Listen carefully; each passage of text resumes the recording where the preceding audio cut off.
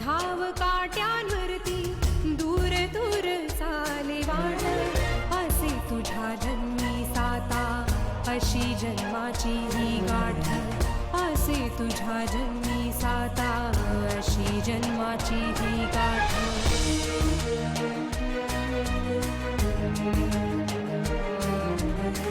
खेळ चाली नशिबाचा भोग रोज तू परीक्षा खेळ चाली नशिबाचा भोग रोज तू परीक्षा तुझ्या जन्माला लागली अशी अग्नी परीक्षा अग्नि परीक्षा अग्नि परीक्षा अग्नि परीक्षा. आणि हे जर का आपण लग्न लावून दिलं आणि येणाऱ्या त्या मुलीने त्याचं आयुष्य फुलवलं तर खरंच तो राधाला विसरू शकेल. हो पण मोहित भाऊजींना अशा परिस्थितीत स्वीकारणारी मुलगी कुठे आणि कशी सापडणार आहे आपल्याला? अगं तुझे नातेवाईक आहेत ना ते गाडगीळ साहेब. अगं ज्यांच्या मुलीशी मी मोहितचं लग्न लावून देणार होतो ती. तुम्ही काय बोलताय तुम्हाला कळतंय का? एकतर ती मुलगी डोक्यानादी मतिमंद. आई अहो त्याच्याशी लग्न करायला कुठली मुलगी हसत तयार होईल? आणि माझ्या नजरेमध्ये पण आहे एक अशी मुलगी, जुई. जुईचं मोहितवर कॉलेजमध्ये असल्यापासून प्रेम होतं.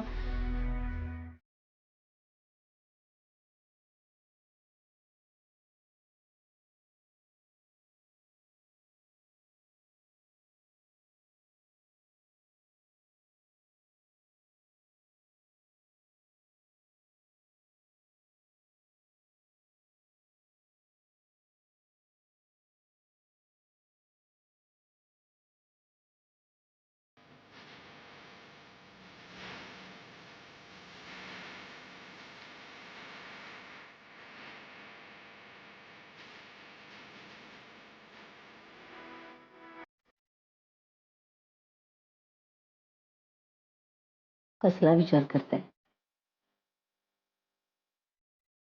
मगाशी तुला आणि मोहितला बोलताना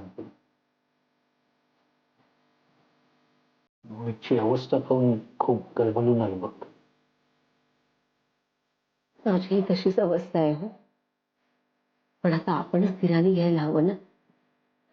आपणच असे वागलो तर त्याला कोण सावरणार? कसं आहे ना वीणा, पण आपल्या डोळ्या देखत आपल्या मुलांना जेव्हा रडताना बघतो ना तेव्हा खूप त्रास होतो. आणि वाईट एकाच गोष्टीचं वाटतं की त्यांचं दुःख आपण समजावून घेऊ शकतो पण ते दुःख दूर नाही करू शकत. खरं तर आपणच त्याचं दुःख दूर करण्याचा प्रयत्न केला पाहिजे. म्हणजे तसा एक उपाय आहे पण कदाचित तुम्हाला तो आवडणार नाही. म्हणजे मी म्हणते प्रयत्न करायला काय हरकत आहे? मुलांच्या सुखासाठी मी काही करायला तयार आहे. तो उपाय सांग. म्हणजे आपण मोहितचं दुसरं लग्न केलं तर? हो म्हणजे लगेच नाही लग्न करायचं पण आतापासून प्रयत्न करायला काय हरकत आहे? नाही मिळा. याचा परिणाम जर उलटा झाला तर त्याचा मोहितला खूप त्रास होऊ शकतो. त्याच्या आयुष्यात येणारी मुलगी जर त्याचे दुःख दूर करू शकणार नसेल तर? त्याच्या आयुष्यातली जागा दुसरी कुठलीही मुलगी भरून काढू शकणार नाही वीणा. अहो राधाची जागा कोणीही भरून काढू शकणार नाही. पण राधाच्या आठवणीने त्याला त्रास करून घेण्यापासून जर ती मुलगी रोखू शकणार असेल तर? मला तुझं म्हणणं पटतंय वीणा. मला नाही वाटत मोहित या गोष्टीसाठी कधी तयार आहे. आता पाहिलंच ना राधासाठी तो किती वेड्यासारखा वागला ते. अहो पण आपण अशी हार मानून कसं चालेल? आपण प्रयत्न नको का करायला? यश मिळणं न मिळणं हे सर्वस्वी ते देवाच्या हातात आहे. आपला अंतिम उद्देश काय आहे? मोहितला सुखी पाहणं. तर त्यासाठी आपण प्रयत्न करायला नको आहेत का? तुझं म्हणणं मला फारसं पटलेलं नाहीये वीणा. पण जे काही कराल ते नीट विचार करून करा. मोहितसाठी जे जे योग्य असेल हे सगळं करायची माझी तयारी आहे.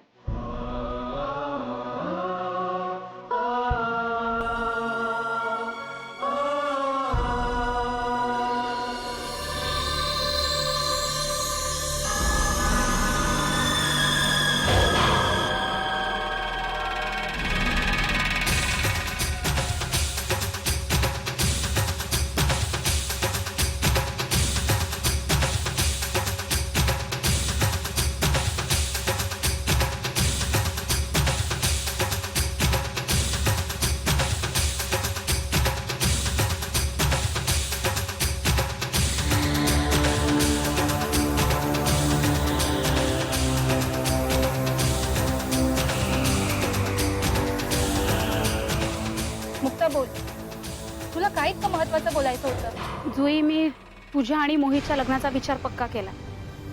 तुझं काय मत आहे याच्यावर? मुक्ता, मी तुला मगाशीच म्हणाले, मला फक्त मोहित सुखी असायला हवं.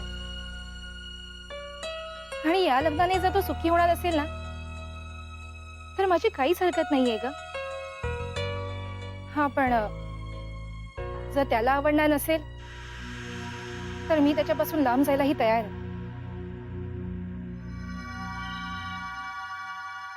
जुई, आपण ज्याच्यावर प्रेम करतो ना, त्याच्या जवळ राहून त्याच्या आयुष्यातलं दुःख दूर करायचं असतं. असं लांब राहून प्रार्थना करून काहीच होत नाही.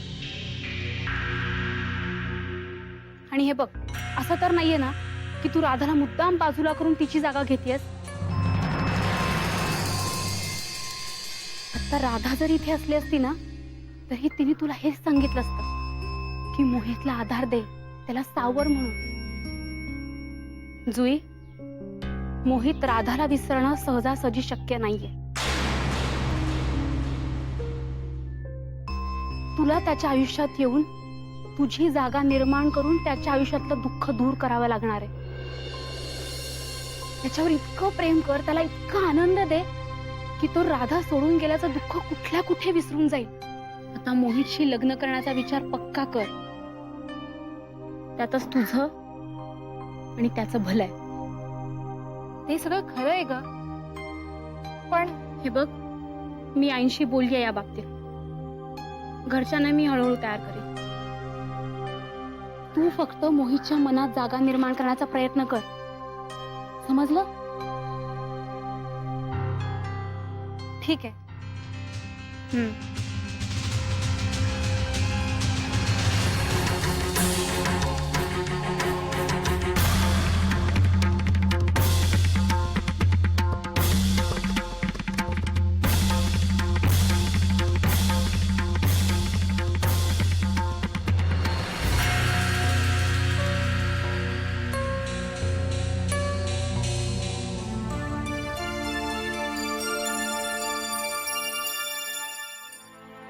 विक्रम,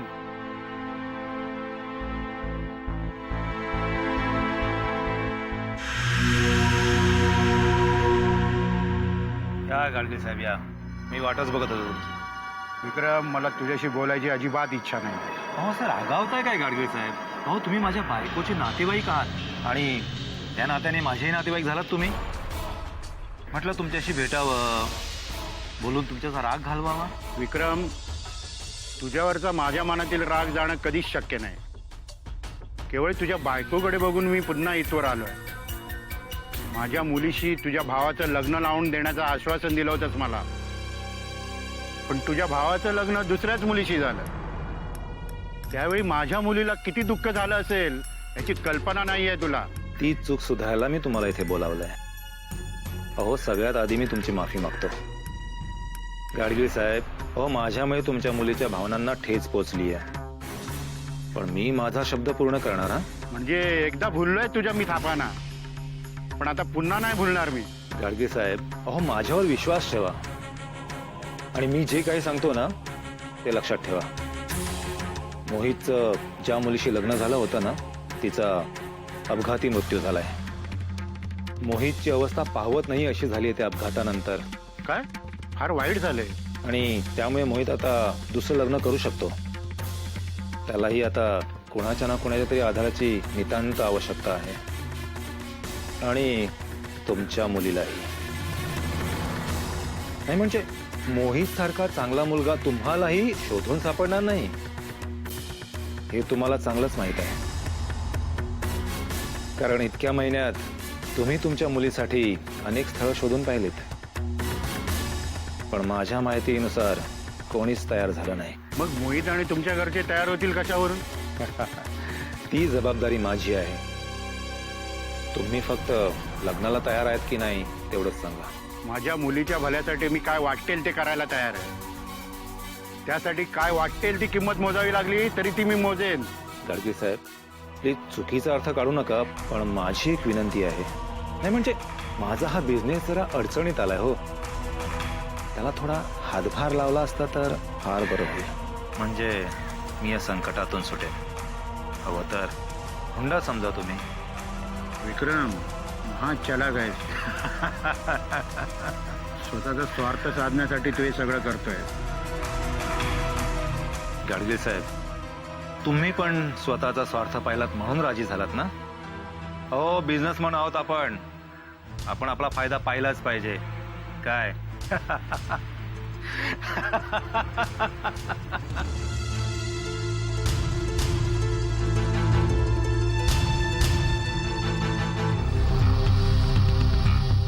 अग्नि परीक्षा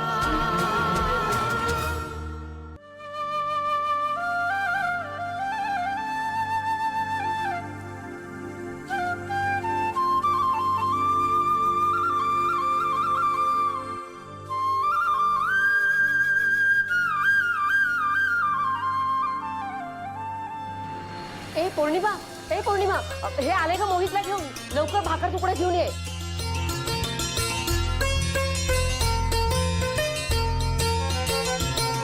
अहो थांबा, इथेच थांबा. मी जरा मोहित वरून ना भाकर तुकडा ओवाळून टाकते. काय हा वेडेपणा? किती वेळ ताटकळ तू भरायचा आम्ही? अहो इतक्या दिवसांनी माझा जीव घरी परत आलाय. पुढाच ठाऊक कुणाची दृष्ट लागली असेल त्याला. बरं. पौर्णिमा, अगं आलीस की नाही? आले आले. बरा बाळा.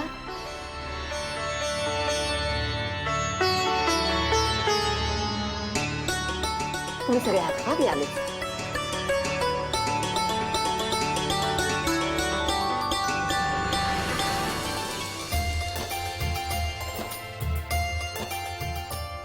बस.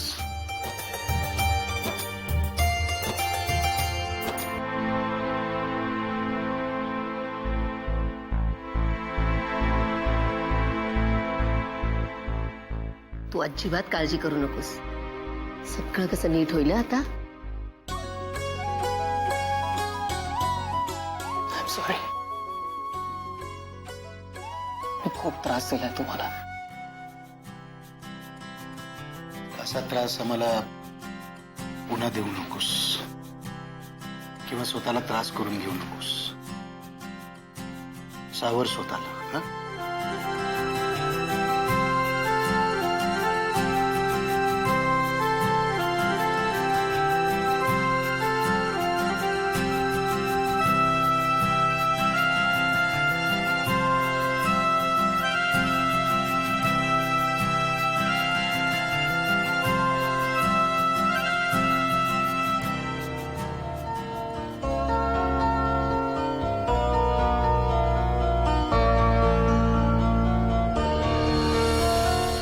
आय एम सॉरी आहे बाबा.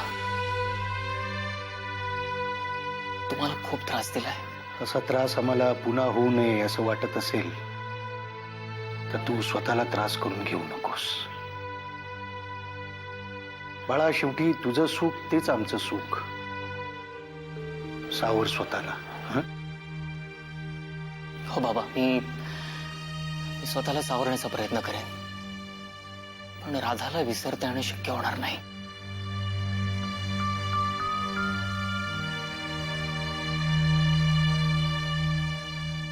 माणसांना जसं आयुष्य असतं तसं प्रत्येक नात्याला एक वेगळं आयुष्य असतं.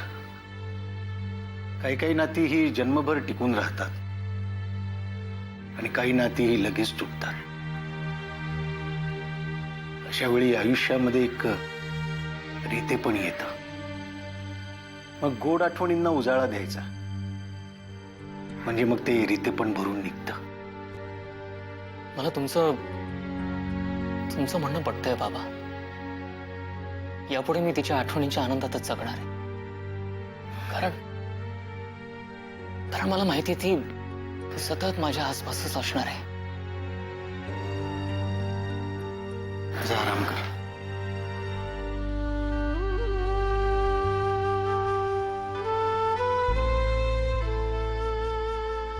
मोहित थांब.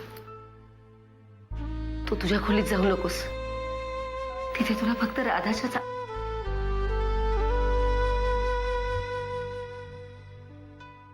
आई मी बाहेर मोकळ्या हवेत थांबतो थोडा वेळ.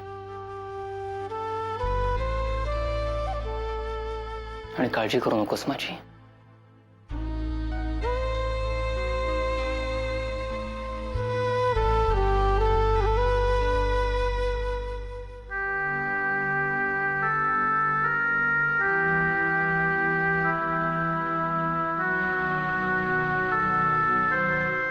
अग्नी परीक्षा मी फोन केलाय, माझा माणूस निघालाय, तू इतक्यातच ये. तुम्ही सांगितलेली रक्कम मी तुम्हाला इन ऍडव्हान्स देतोय खरी, पण विक्रम तुम्ही तुमचा शब्द फिरवू नका. तुम्ही अजिबात काळजी करू नका गाडगे साहेब. अहो मोहितचं लग्न हे तुमच्या मुलीशीच होईल. हा एका बिझनेसमॅनने दिलेला दुसऱ्या बिझनेसमॅनला शब्द आहे. तुम्ही अजिबात काळजी करू नका.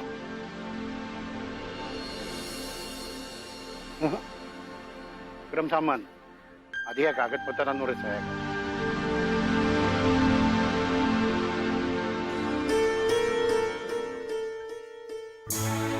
आता कसं, हा चेक तुमचा, तर मी लग्नाच्या तयारीला मोकळा. कसं? धन्यवाद गाडगे साहेब. अहो तुम्ही माझ्या पडत्या वेळात मला मदत केलीत. धन्यवाद. पण तुम्ही दिलेला शब्द पाळा, नाहीतर येतो.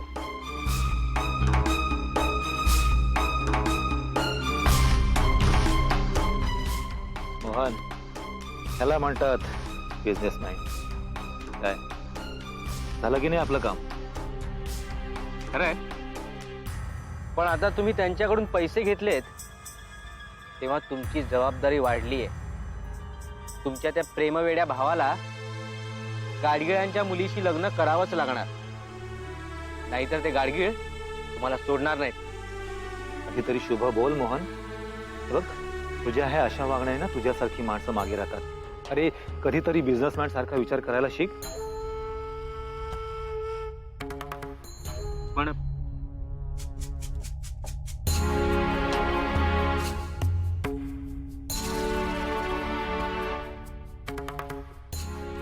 अरे आता माझ्याकडे दुसरा पर्याय नव्हता आणि वेळ कशी मारून न्यायची हाच विचार करत होतो. म्हणजे नक्की चाललंय तरी काय तुमच्या मनात, हे तरी कळू दे. घाबरू नकोस मोहन. मोहितचं त्यांच्या मुलीशी लग्न कसं करायचं याचा मी विचार करतोय. गाडगे साहेबांकडून आपल्याला अजून पैसे मिळणार आहेत आणि सोन्याची अंड देणारी कोंबडी मी हातून कशी जाऊन देणार. काय पुढचं कसं काय करायचं ते मी बघतोय. तू काळजी करू नको. आणि सगळ्यांची देणी कशी द्यायची ते आपण बघूया पुढे आणि पुढच्या कामाला लागूया.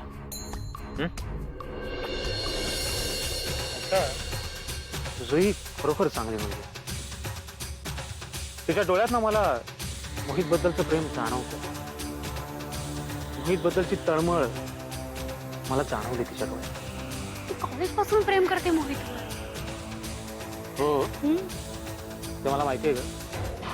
पण मला एक सांगा मुक्ता मॅडम, जुईला मोहितच्या आयुष्यात परत आणण्यामागे तुमचा नेमका हेतू काय? झालं, माझं मेलीचं ना नशीबच फुटकंय. तो अफाट प्रेम करणारा मोहित कुठे ध्यान. मी काही चांगलं केलेलं बघवणारच नाही तुम्हाला. शंका मात्र न चुकता घेता येते. जर जुईनं मोहितला आधार देऊन त्याला सावरलं तर त्यात काही वाईट आहे का? तुमच्याच भावाच्या काळजीपोटी करते ना मी हे सगळं. निदान आता तरी माझ्या जरा शंका घेणं बंद करा. सॉरी, हे बघ, माझ्या मनात शंका आली, मी ती बोलू नका. मला बोलत बसण्यापेक्षा ना जरा भावाची काळजी घ्या, तेवढीच मदत होईल मला त्याची.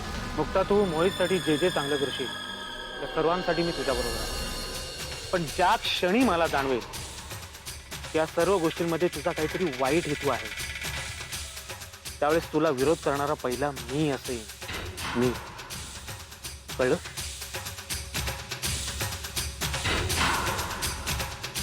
घरचं झालं थोडं, व्यायाने धाडलं खोडं. जसं तुम्हाला या घरात कुणी विचारत नाही तसंच मोहितची अवस्था हवी का असं वाटतंय का तुम्हाला?